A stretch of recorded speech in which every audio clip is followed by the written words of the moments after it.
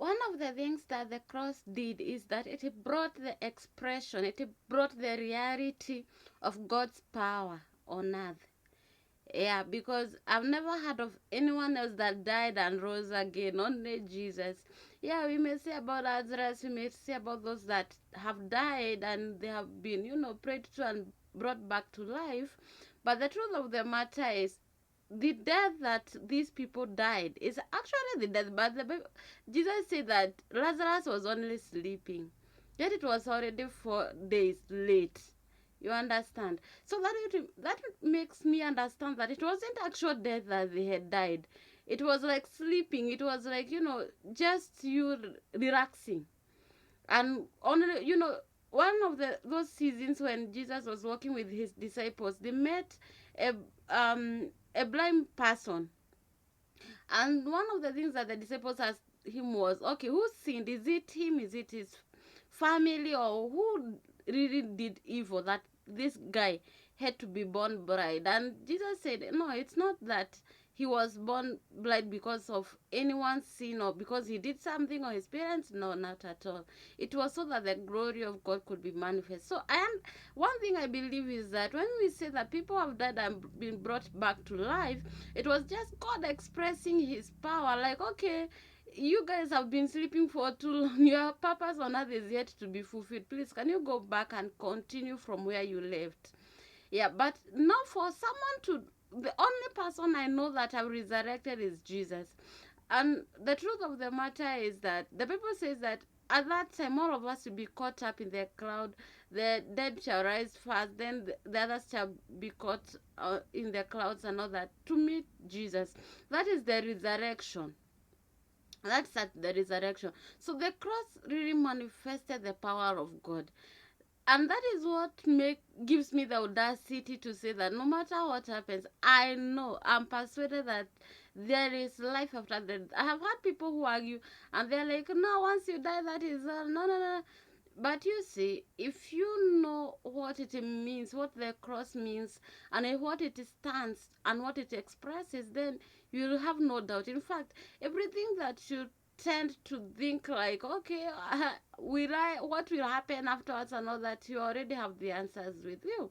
Because, yeah, God manifests his power that, you see, no matter what happens. And that is why if Jesus could rise from the dead, if Jesus could come back alive, then it means that at the end of the day, no matter what you're going through, you can call the situation back to life. One day he told Ezekiel, okay, you guy, you can see. In fact, he was calling him son of man. Can you see? Okay, here we have. What do you see? Okay, I see dry bones in a valley. They are extremely dry. And he's like, okay, can they come back to life? Oh, you know, God knows. And at the end of the day, God was like, okay, command them to come back to life. One of the things I know Ezekiel was like, Jesus, you got you're just in your own realm. How can you just call it back to life? Just say, just prophesy. And immediately the dead bones came back to life. That means that no matter how dry that situation is, it could be bad.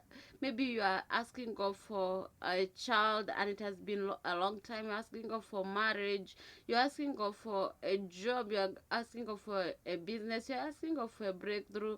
You're asking God for health. You're asking God for just any kind of blessing that you need from him. One thing I know is that if Jesus could rise back from the dead, then any situation we are going through, we are as good as already alive.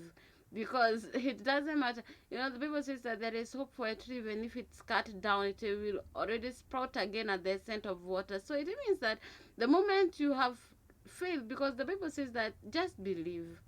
Just believe without doubting. The moment you believe, it is going to happen for you. It is going to take place for you. It is going to work for you. So the only thing that we are required to do is just to believe in God. Just trust in him. Have faith in him. Like whatever he says, just say, okay, yes, Lord. That's all that I needed to hear. And just keep moving. In fact, someone said that if you want to see God, just do one thing. The moment that you are, you have already told him what you want, then go and sleep. And if God says, okay, I'll do this and this, and don't argue, just go and sleep. Because everything that God does to us when we are asleep, He gave Adam Eve when he was asleep. You see, it's not retro sleep that go to your bed and sleep. No, just leave it at His feet. Just leave it in. Just let Him take over. Don't even kill yourself because of it.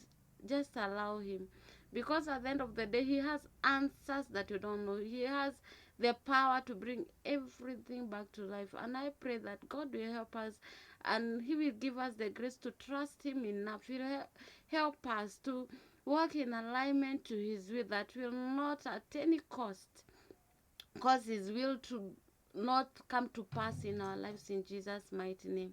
Thank you so much, everyone. This is Light Exposition, and we are looking at the cross. This is our July edition, and we're already in our last week.